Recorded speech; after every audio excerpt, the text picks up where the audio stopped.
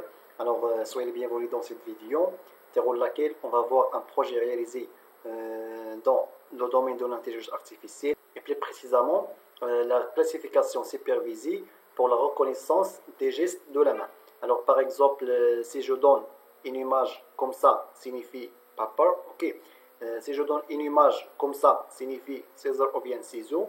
Et si je donne par exemple une image comme ça, que signifie rock. Ok, alors on va voir en fait comment entamer les différents algorithmes de la classification supervisée pour en fait réaliser ce projet. Allons-y. Aujourd'hui, nous allons présenter le projet de classification supervisée qui traite le sujet de la reconnaissance des gestes de la main. Voilà le plan que nous suivons dans cette présentation. Nous commençons par une petite introduction générale sur notre travail. Ensuite, nous allons mentionner les outils et technologies que nous avons utilisés dans la réalisation de ce projet. Puis, nous allons détailler les étapes de ce travail dans la partie de présentation de projet. Et enfin, nous avons terminé par une conclusion. Alors, notre projet consiste à réaliser une classification supervisée des gestes de la main basée sur une dataset fournie par KD. Cette dataset présente les images de jeux papier, ciseaux, pierre. L'objectif de notre projet est pouvoir prédire correctement la classe d'une image à partir des connaissances, c'est-à-dire l'entraînement déjà établi en se basant sur des classes des images de la base. Pour les études et les technologies, nous avons basé sur le machine learning.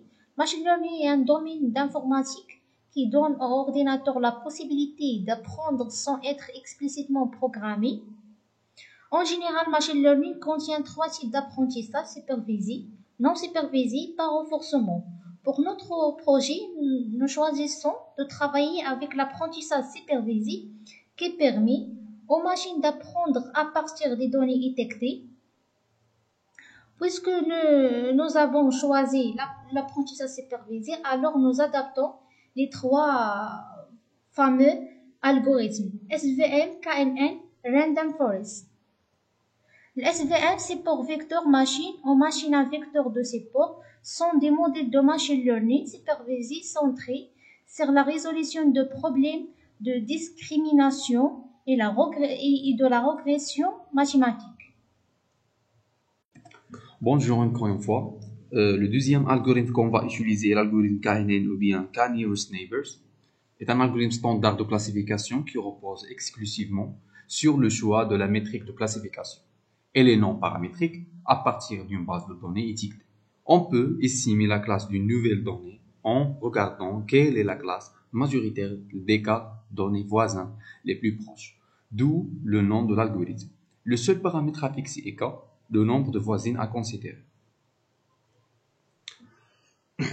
On passe maintenant vers un autre algorithme qu'on va utiliser qui s'appelle le Random Forest ou décision Random Forest. Sont une méthode d'apprentissage ensemble de classification, de régression et d'autres tâches qui fonctionnent en construisant une multitude de décisions au moment de l'entraînement et produisant de la classe qui est le mode de classification ou la prédiction moyenne régression des arbres individuels. On passe maintenant vers la présentation de projet. Comme première étape, on va prendre une vue générale sur le dataset Notre dataset contient 1020 images de type PNG. Elle est composée par trois classes étiquetées sans paper, rock, scissors.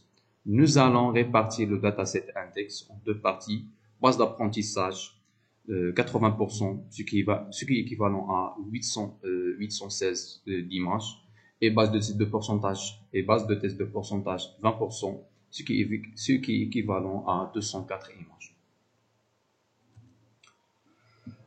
L'extraction de caractéristiques est une phase très importante dans la classification d'images, car on ne peut pas travailler directement dans le machine learning, mais on doit identifier le vecteur descripteur des images. Donc, pour identifier le vecteur descripteur de chaque image, nous avons utilisé le moment statistique RGB, moyenne, la variance et le mouvement de troisième ordre. Texture pour modéliser sous forme de variation bidimensionnelle de niveau degré. Calculer l'histogramme pour chaque image, c'est-à-dire la distribution d'intensité des couleurs de l'image. View moments pour décrire, caractériser et quantifier la forme d'un objet dans une image sans extraire de la silhouette ou le contour d'un objet dans une image. Alors maintenant, on va voir quelques extraits des codes qu'on a utilisés. Fonction d'extrait de couleur, effet histogramme. C'est une fonction qui permet de calculer la couleur histogramme, la distribution des intensités des couleurs de l'image. Puis on normalise ce histogramme et puis on retourne le histogramme sous forme un vecteur avec la fonction flatten.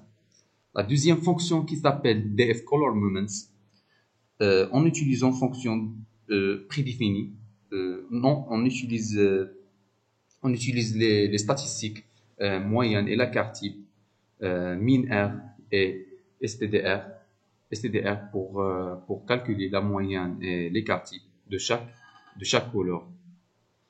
Puis on normalise toujours ces features, on le retourne. La troisième fonction qu'on utilise, c'est la fonction shape features. En utilisant une fonction qui est prédéfinie, qui appelle ViewMoments de OpenCV.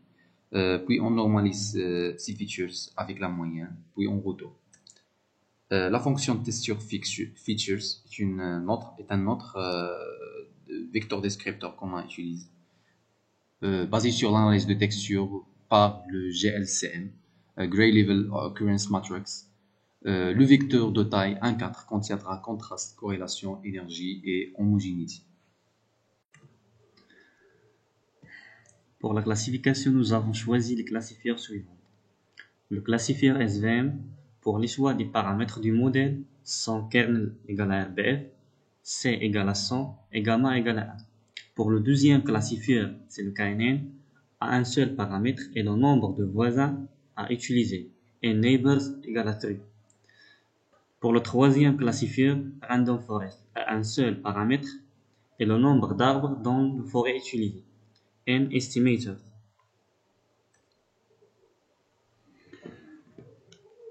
Voilà un extrait du code Python pour l'instanciation, l'entraînement et la prédiction des trois algorithmes de l'apprentissage automatique que nous avons utilisés. Après avoir évalué les trois modèles, nous avons obtenu que SVM a la meilleure taux de classification.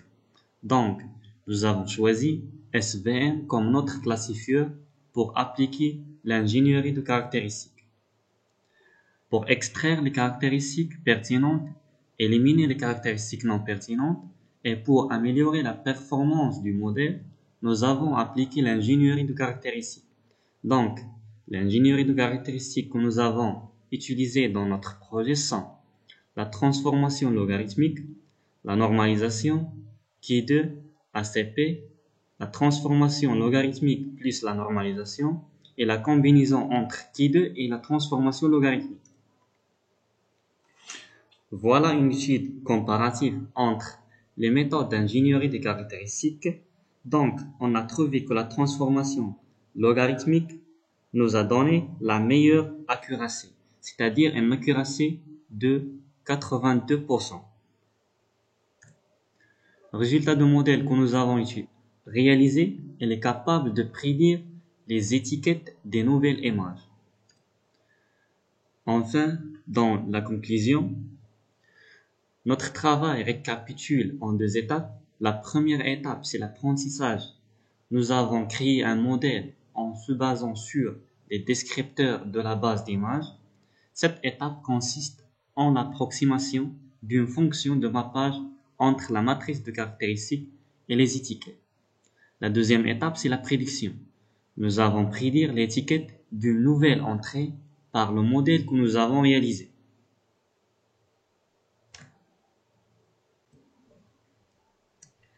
Merci pour votre attention et pour tous les efforts que nous avons donnés.